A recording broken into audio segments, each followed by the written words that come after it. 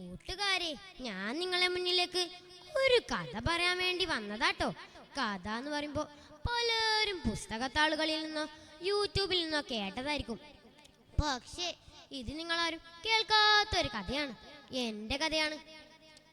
നിങ്ങൾക്കറിയുമോ, ഈ ലോകത്തുള്ള സകല മാതാപിതാക്കളുടെ ആഗ്രഹം അവരുടെ മക്കളിൽ ഒരാളെങ്കിലും ഹാഫിളോ ഉസ്താദാക്കണമെന്ന്. എന്നാൽ എൻ്റെ ഉമ്മയുടെ എപ്പോഴും ആഗ്രഹം അതുതന്നെയായിരുന്നു. എനിക്കും ഉസ്താദാൻ പഠിക്കാൻ നല്ല ഇഷ്ടമായിരുന്നു. അങ്ങനെയാണ് ഞാൻ എൻ്റെ ഉപ്പച്ചിൻ്റെ കൈയും പിടിച്ച് ജലാലിയ കോളേജിലേക്ക് എക്സാം എഴുതാൻ വരുന്നത്. ഇവിടെ വന്നപ്പോൾ തന്നെ കുറേ ഉസ്താദാക്കുമാർ വെള്ള തലയെക്കെട്ടും ജുമ്പയും ഒക്കെ ഇട്ട് നിൽക്കുന്നത് കണ്ടു. അപ്പം തന്നെ എനിക്ക് കൂടുതൽ സന്തോഷമായി. അങ്ങനെ എക്സാം എഴുതിപ്പോയി. കുറച്ചു ദിവസം കഴിഞ്ഞപ്പോയാ വിളിച്ചു പറഞ്ഞത് എനിക്ക് സെലക്ഷൻ കിട്ടിയെന്നത്.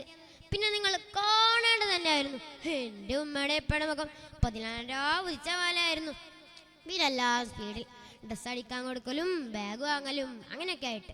പക്ഷെ അപ്പോഴേക്കും എനിക്കൊന്ന് വിഷമമായി. കുറച്ച് ദിവസം കഴിഞ്ഞാൽ എൻ്റെ ഉമ്മനെയും ഉപ്പനെയൊക്കെ വിട്ട് ഞാൻ ഒറ്റക്ക് നിൽക്കണ്ടേ എന്നുള്ള വിഷമം. അതോർത്ത് എന്നെക്കാൾ വിഷമം എൻ്റെ ഉമ്മക്കായിരുന്നു. കാരണം ഉമ്മക്ക് ഞാൻ എന്ന് പറഞ്ഞാൽ ജീവനാണ്. എനിക്ക് ഉമ്മയും.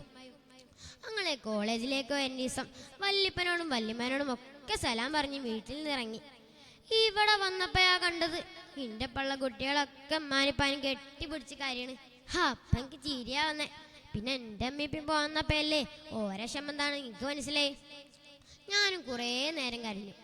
അങ്ങനെ ഞാൻ അവിടുത്തെ ഒരു കുട്ടിയായി മാറി. നിങ്ങൾക്ക് അറിയുമോ, ഞാനിവിടെ വന്നതിന് ശേഷം ആദ്യമായിട്ട് ജിഫ്രി തങ്ങൾ ഉസ്താദ് എന്നെ കണ്ടത്. ഉസ്താദ് നല്ലപോലെ കിതാബ് ഓതി പഠിക്കാൻ നിങ്ങളോടൊക്കെ പറഞ്ഞു. എന്നാലും ഈട്ടക്കൊക്കെ ഉമ്മാനിപ്പാൻ ഓർമ്മ വരുമ്പോൾ എൻ്റെ കണ്ണീറ്. നിങ്ങൾക്കറിയോ അപ്പൻ്റെ കണ്ണീർ തുറത്തിയത് ആരായിരുന്നു അന്ന്? എൻ്റെ തിരക്കണിയായിരുന്നു. ഉമ്മാനിപ്പാൻ ഓർമ്മ വരുമ്പോൾ ഞാനതിൽ മുഖം പൂഴ്ത്തി കരയും. ആരും കാണില്ലല്ലോ. അങ്ങനെ ഒരു ദിവസം ഞാൻ തസ്നീം ഉസ്താദിനോട് പറഞ്ഞു, ഉസ്താദെ എനിക്കിവിടെ പറ്റില്ല, എനിക്ക് വീട്ടിലേക്ക് പോകണം എന്ന് പറഞ്ഞപ്പോൾ ഉസ്താദ് പറഞ്ഞു, എടാ നമ്മളെ വിട്ടു നിൽക്കുന്നതിൽ കൂടുതൽ വിഷമം നമ്മുടെ മാതാപിതാക്കൾക്കാണ്. പക്ഷേ ഓരാഗ്രഹിക്കുന്നത് നമ്മൾ ദീൻ പഠിച്ചു വളരണമെന്നാണ്. അത് മാത്രമല്ല, നബി സല്ലല്ലാഹു അലൈഹി വസല്ലം പറഞ്ഞിട്ടുണ്ട്, നമ്മൾ എത്രത്തോളം ദീനിലേക്ക് മടങ്ങുന്നുവോ അത്രത്തോളം സ്വർഗത്തിലേക്കുള്ള വഴി അള്ളാഹു എളുപ്പമാക്കി കൊടുക്കുമെന്ന്. അപ്പോൾ നമുക്കിതിന് കാരണക്കാരായ നമ്മുടെ മാതാപിതാക്കൾക്ക് റബ്ബ് സ്വർഗം എളുപ്പമാക്കി കൊടുക്കും. അതുകൊണ്ടല്ലേ ഓരെന്നെ ഇവിടെ കൊടുന്നാക്കിയത്. അല്ലെങ്കിൽ ഓരെന്നെ ഓരെ കൂടെ തന്നെ നിർത്തുമായിരുന്നില്ലേ? വല്യപ്പയും വല്യമ്മയും നെറ്റിൽ മുത്തിയിട്ട് എപ്പോഴും പറയും, ഇജ്ജ് ഞങ്ങളെ കയ്യും പിടിച്ച് സ്വർഗത്തേക്ക് കൊണ്ടുപോണേന്ന്. അത് മാത്രമല്ല, എനിക്കിവിടെ ഉപ്പൻ്റെ സ്ഥാനത്ത് കിട്ടിയ കുറേ ഉസ്താദുമാരെയും കാക്കമാരെയും എല്ലാവരും കിട്ടി. ഓരാണെങ്കിൽ എപ്പോഴും ചിരിച്ചും കളിച്ചും ഇൽമിൻ്റെ പൂങ്കാനത്തിലേക്ക് എന്നെ കൂടുതൽ അടുപ്പിക്കുന്നു. അന്നു മുതലാണ് ഞാനൊരു തീരുമാനമെടുത്തത്, ഞാൻ നല്ല മുത്താലിമായി പഠിച്ചു വളരണമെന്ന്. അതല്ലേ നമ്മളെ ഇത്രത്തോളം നോക്കി വളർത്തിയ മാതാപിതാക്കൾക്ക് നമ്മൾ കടക്കാവുന്ന ഏറ്റവും വലിയ മൂല്യവത്തായ സമ്മാനം.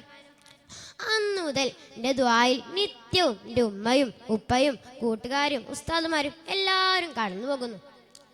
നമ്മുടെ ദുആയിൽ മറ്റൊരാൾക്കൊരു സ്ഥാനം കൊടുക്കൽ തന്നെയല്ലേ പ്രിയപ്പെട്ടവർക്ക് നാം കൊടുക്കാവുന്ന ഏറ്റവും വലിയ സ്നേഹവും കരുതലും. നിങ്ങൾ ദുആയിലൊക്കെ എന്നെ ഉൾപ്പെടുത്തണേ. അപ്പം എല്ലാവരോടും ശരി. എന്നാ വാഹിർ ദഹ്വാനാനിൽ അൽഹംദുലില്ലാഹി റബ്ബിൽ ആലമീൻ.